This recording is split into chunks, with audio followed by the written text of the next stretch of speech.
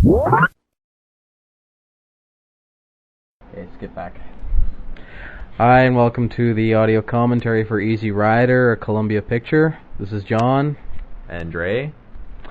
Welcome. We just saw the Columbia Pictures logo fade, and now we're seeing La Contenta Bar, which is just on the Mexican side of the Los Angeles-Mexico border. We're seeing Peter Fonda and Dennis Hopper ride in on their motorcycles.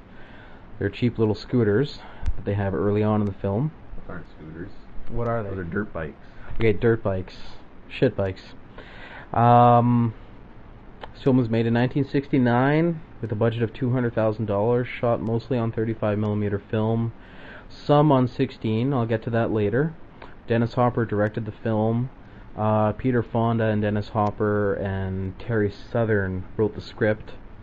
I'll talk a little bit more about Terry Southern's involvement later on. Let's see, Peter Fonda is Henry Fonda's son, Jane Fonda's brother. He acted in a lot of B movies in the 60s, including The Head, The Trip, The Wild Angels. Dennis Hopper was famous for films he made in the 50s with James Dean, including Giant and Rebel Without a Cause. Okay, and let's see here. This was Dennis Hopper's first directing effort. Jack Nicholson at this time was primarily a screenwriter and was very close to quitting the acting business at the time this film was made. And I just want to say, in this scene here, Peter Fonda was expecting that to be real cocaine during the filming. Dennis Hopper convinced him that it would be real. He didn't know it was going to be fake. It was a baking soda compound of some sort, and it really hurt when he sniffed that up his nose. So that was a nice surprise. But he keeps in character, and that was something that we were talking about, how all the guys in this film pretty much play themselves. Jack Nicholson, Peter Fonda, Dennis Hopper. They don't really have much of a character, they're more playing themselves. And of course this is right by the Los Angeles airport, where we're going to see the airplanes flying over. Quite a boom in the soundtrack. This is one of the first films to have a rock and roll soundtrack with music from artists such as Steppenwolf, Jimi Hendrix, the Electric Prunes, the Byrds, Crosby, Stills and Nash, and Bob Dylan. Bob Dylan was the only one to write an actual new song for the soundtrack. All the rest were previously recorded. And here we have Phil Spector, the famous record producer from the 60s and 70s who worked with the Beatles and is now in some legal trouble. Arriving in his Rolls Royce. Yes, that is actually his real Rolls Royce. That's not something they brought in for the movie, and that's his actual driver. Right, and they both wear very interesting eyewear. So, I think they all wore very interesting eyewear back then. That's true. It's 1969 in its glory, and here we have Dennis Hopper kind of looking at the bodyguard like you or I would. Yeah, nice shot of the glasses there. I always thought the bodyguard looked kind of like a character from James Bond. Yeah, he looks like Oddjob from Goldfinger. Yeah. Yeah, that's right. Except for the Russian hat. So, but and here we're going to get into some of Dennis Hopper's interesting camera tricks that he used for this film. He won the Cannes Film Festival Award for Best New Director for this film, I think based primarily on his camera and editing tricks, but I mean also the story. But we're going to have really tight close-up here on Peter Fonda's eyes, which is neat. And we're going to have some interesting zoom and match cuts coming up later on. Here's a nice mirror shot where you see all four characters in one tight shot. Another thing I'd like to mention is seeing this film on DVD. I'd seen it only on VHS for years, and it was a really washed out, grainy print. And even when they show it on TV, it's pretty bad. You know, it's pan and scan, and it's grainy, and everything looks like pastel watercolors, very washed out. Seeing it here on DVD, I mean, the colors, the skin tones are all very plush. You get some real specific detail in the faces, the background, the objects.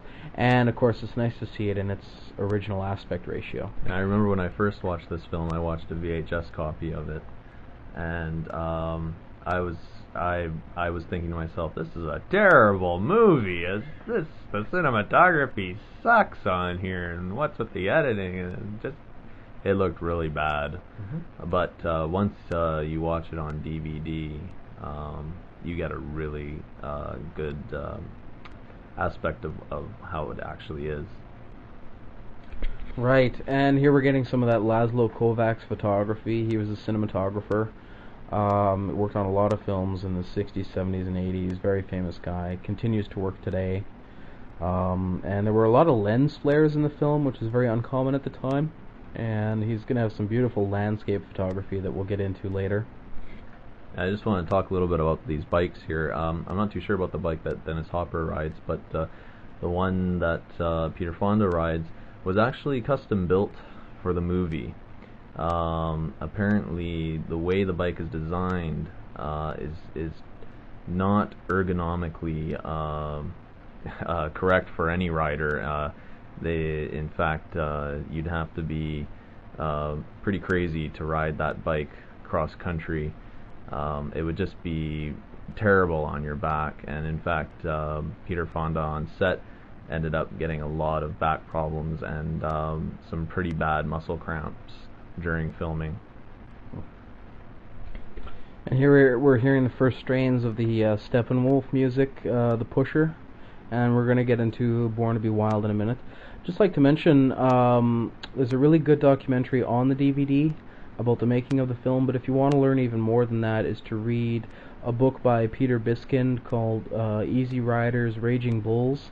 It's the story of Hollywood from 1968 to 1981, and there's quite a detailed look at the production of this film and the ripples and effects it caused upon the Hollywood system. Here we have a very fantastic cut by Dennis Hopper. Zoom in, zoom out, and then a quick match cut on Peter Fonda. Just great stuff. I mean, they're not doing this today.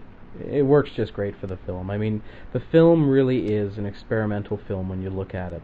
Techniques, the music, the dialogue, the acting. I think there's nothing Hollywood about this picture at all. And here we're getting the credit sequence, obviously, with Born to be Wild. Now, I'll just talk a little bit about the first time I saw this film. This film really grabbed me because of these first three sequences. First, the drug deal at the airport, which I thought was just nuts, because there's no dialogue, you get no introduction to who these characters are. Well, you really don't get any introduction to who these characters are throughout the whole movie, but anyway, there's that. Then they have this bizarre little thing where he's putting cash into this plastic hose in his motorcycle, which is really out there. And then I'm watching this, and you know, I've heard Born to be Wild about 1,000,000 times, but this credit sequence, you know, with these great panoramic shots and some what do you call that when you zoom out and you're dollying at the same time? I forget what that's called. Yeah, god damn it. School is really paying off. Yeah. But racking, I think, or whatever. But anyway, I saw some of that, and I realized, like, this was the first time they actually used Born to be Wild in a film. You know, it's been used 1,000,000 times since then, but these three sequences just really tuned me into the movie right away when I first saw it. And that was 1995, for God's sake. Yeah, I think these images really captured the essence of that song. Mm-hmm. So they really did it justice. This is great when you're matching a song to film. This is a great example of it working perfectly, working in harmony. Mm-hmm. Yeah, and let's see, Terry Southern worked on the screenplay. You might remember him from Dr. Strangelove and several other screenplays. And there's always been a running debate going on about how much each person was involved in writing the script, whether it's 33% for each person or whether it's a little more each way this way. There was also a very famous lawsuit where Dennis Hopper tried to sue Peter Fonda after the movie came out because Peter Fonda was claiming that he wrote more of the story than he did. But anyway, that's all in the past now. And here we're going to have the clash between hippie culture and the mainstream culture. Yeah, it's never good to work with friends on a film, because that's what will happen. I thought you were going to talk about the vacancy sign. Well, yeah, that vacancy sign is very interesting. How the hell do you read it? You got the no right on top of the vacancy. Well, yeah, and you got to be at the side to read it as well. So Yeah. okay, the guys are driving away into the distance, and they're going to camp for the night. Ooh, fantastic editing there. Any comment? I don't really like the way they edited between scenes like that. Maybe you could elaborate on why you think that. Okay, here's where we're going to have a major discussion right off the bat. I mean, that's perfect. This is an experimental film. That's experimental editing, and it's a different way to cut the scenes together. You've never seen that before. It works well for the film. It's a statement about the filmmaker himself. And I like seeing different things that aren't being done in other pictures. I like seeing some experimentation, some innovation, some creation. I like seeing different things too, as long as there's a motivation to it and there's a reason behind why they decide to do it that way. You know, I'm not saying they have to write a thesis on why they edited it in this manner. I'm just saying even if he with one word you could defend why you decided to edit it that way. It's beautiful. Okay. Actually, I found it to be very hard on the eyes. Difference of opinion. We'll let that go. Next day, boys are getting up, and actually, I did want to jump in and say one thing here is what I do like about this picture is the scenery is almost parallel to the kind of scenery you would see in an old Western film. A Sergio Leone film comes to mind.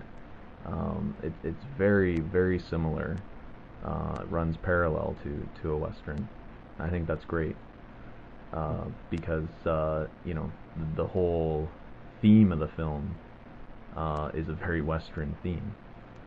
Well, not only that, I mean, I take it to be a fantastic film in that, you know, they're saying it's like a Western, there's Western motifs throughout the film, story-wise and all that, but also that, and we're going to see another Western motif here with reshoeing the horse and changing the tire on the bike in a minute, but one thing I found interesting is here's a film that is talking about Westerns. Now, Westerns were about the settling of America in the late 1800s.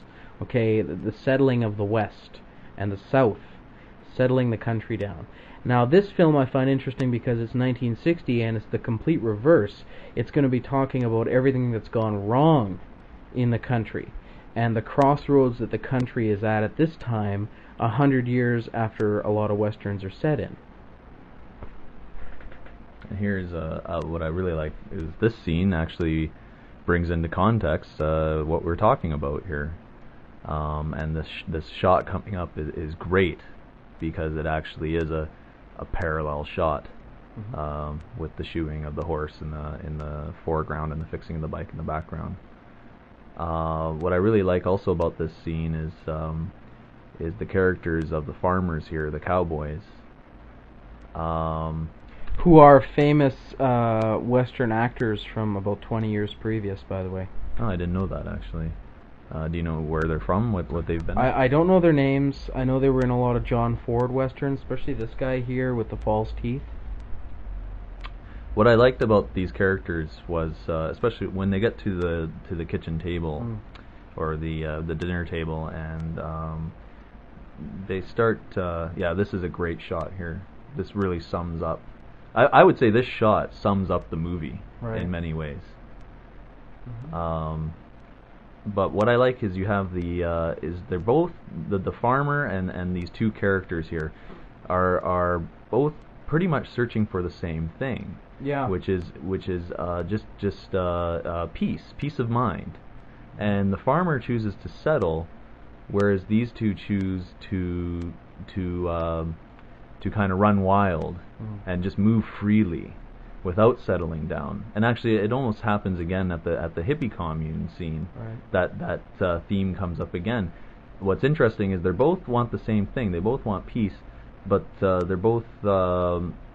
You get this sense that maybe Billy and Captain America are doing it the wrong way, which is probably what leads up to that last line where he says, "We blew it." Hmm.